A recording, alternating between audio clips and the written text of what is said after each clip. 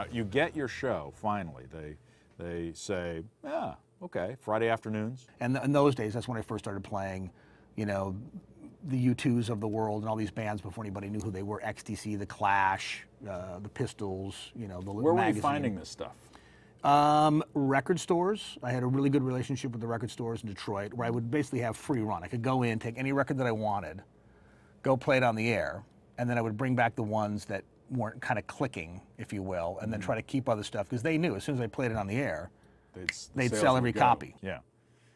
And so you get this regular slot on Friday afternoons now. It's a prime slot, and things really start happening, because now you're getting all the bands that are coming through to play gigs on the weekend, and yes, you hit your stride. Yes, that's when U2 came by the first time. I'd actually met them about 8 months prior. They played their first show in Detroit, this place called Harpo's, which is in essence a biker bar on the east side of Detroit. Regular shootings out in front of the place. It was kind of a dangerous area to go to, regardless of who you were. And they would book all these crazy bands to play there because it was a big enough venue. And the first time they came to play Detroit, I'd been playing them on the air for probably about 6 or 8 months at that point. So their reputation had been built up. So the show goes on sale, sells out immediately.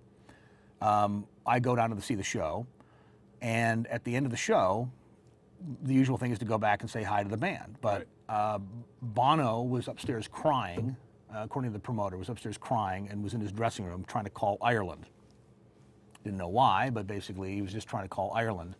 And so after a while, I'm thinking, well, I'm never going to meet this guy. So the guitar player, the Edge, and Larry, the drummer, come downstairs, and we're having a quick chat, and the promoter comes over and says, look, they don't want to wait for Bono. Can you drive them back to the hotel in your car? And I'm like, this is the 76 Cadillac, you know, my dad's 76 Cadillac, which at this point, in the back seat was probably about 3 feet deep with Burger King wrappers and, you know, soda cans. And basically, you know, as you're driving along, you have something to eat, you know, and you throw it in the back seat. So basically I was like, okay, can you give me like 45 minutes to clean it out? It probably took about 4 minutes. But I ended up having to clean up the back seat, pulled it up the backstage door. And so 4 people walk out of the back door of Harpo's. The Edge, Larry, the Edge's girlfriend, and Larry's girlfriend at the time, whoever these people were, and they just pile all 4 of them into the backseat of this 76 big green Cadillac. This is when I suddenly realized, back in those days, that record labels and managers are kind of a different entity, because I just prefer to talk to the band itself, because managers are, you know, they tend to be like, oh, we can't do that, or we don't want to do that, and record labels always have their different agenda. So that was probably the first time I realized, you know what, why do I deal all the time with quote-unquote record labels when half of them didn't know how to deal with me in the first place, and managers I liked for the most part. So I just started asking the band, I said, hey, next time you come through town, will you come on my radio show? And they were like, yeah, no problem. Sure enough, next time they came through 8 months later, I get a call like a week out from their American manager saying the band's going to come by the night before they play the Royal Oak Music Theater. And Adam and the Edge show up. Larry this time didn't show up. So I met all 3 of us. Still hadn't met Bono until many, many years later. But it was just kind of weird. But they told me at that point that Bono didn't come downstairs because it was the first time they'd actually thought they'd connected with an audience in America, that where people were actually into them, as opposed to they opened for Jay Giles on one of their first tours. Yeah. Not exactly the kind of thing you expect out of U2. Like. No. So Bono was apparently upstairs just because he went, oh my God, this is actually working, and he was trying to call somebody in Ireland because of the time difference. Yeah. He didn't want to wake somebody up in Ireland, so he was on a landline trying to, well, probably rotary dial back in those days, trying to get hold of somebody in Ireland. That's why he was crying and didn't want to come downstairs.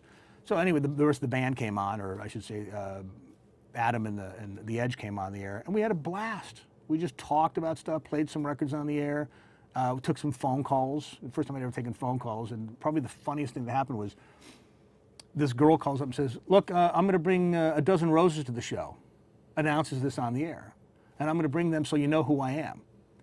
That next night when they played, like 45 girls had, so there's all these roses being held up, and I'm going, man, I didn't think anybody was listening. It's the power, man. It's just, he had no idea what was going on. So, those are the some of the funniest memories of especially back, because they became huge for obvious reasons, because they actually did stuff like that back in those days. Right. Thinking that they left Cleveland and said, well, we'll go to Detroit, do this radio show for this kid who's been playing us on the radio before that. You know, at that time, they were getting no airplay anywhere in Detroit. It wasn't until like 2 albums later when they finally got airplay, because nobody cared about them back in those days. It wasn't until Sunday Bloody Sunday and, you know, New Year's Day, which is, you know, 2 albums down the line from that point, because they'd barely come out with October. So it was kind of weird back in those days. You know, bands would actually do things. Of course, they've not come by my radio show since, but there's something about the Irish. You can always... You may have to call them again. Yeah, exactly. I can't believe the news.